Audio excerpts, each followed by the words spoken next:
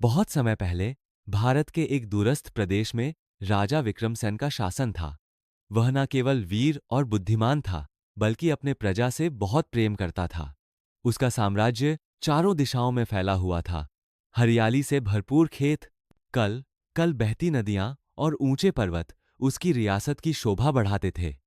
राजा विक्रमसेन का नियम था कि वह हर सुबह अपने महल की सुरक्षा छोड़ साधारण वेश में नगर भ्रमण पर निकलता। कभी वह एक साधु बन जाता, तो कभी एक व्यापारी या आम किसान का रूप ले लेता। वह खुद लोगों से मिलकर उनकी समस्याएं जानना चाहता था, न कि केवल दरबारी रिपोर्ट पर विश्वास करता। एक दिन जब वह उत्तर दिशा के गांवों में पहुंचा, तो उसने देखा कि वहां के लोग सूखी नहीं हैं। खेत सूख चुके थे, कुएं खाली थे और बच्चे कुपोषित थे। राजा बहुत दुखी हुआ। उसने तुरंत राजधानी लौटकर एक विशेष सभा बुलाई और कहा, जब तक मेरे राज्य का एक भी नागरिक भूखा है, मैं स्वयं चैन से नहीं रह सकता। राजा ने स्वयं उस क्षेत्र का नेतृत्व किया। उसने अपने कोष से अनाज, पानी और दवायां भिजवाईं।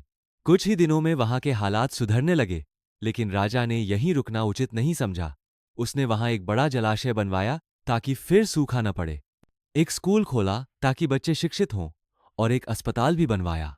राजा ने हर जिले में पंचायतें बनाईं, जिनमें स्थानीय लोगों को भी शामिल किया गया, ताकि शासन का हर निर्णय जनता की भलाई को ध्यान में रखकर लिया जाए। उसने सैनिकों को भी सिखाया कि सिर्फ युद्ध जीतना ही वीरता नहीं, बल्कि जनता की रक्षा करना भी वीरता है। समय बीतता गया और राजा विक्रमसेन का साम्राज्य पूरे देश में मिसाल बन गया। वहां न कोई भूखा था, न कोई अज्ञानी। राजा ने न केवल महलों का निर्माण किया, बल्कि दिलों को भी जोड़ा। प्रजा उसे भगवान की तरह पूजने लगी, लेकिन राजा ने हमेशा कहा, मैं केवल सेवक हूं।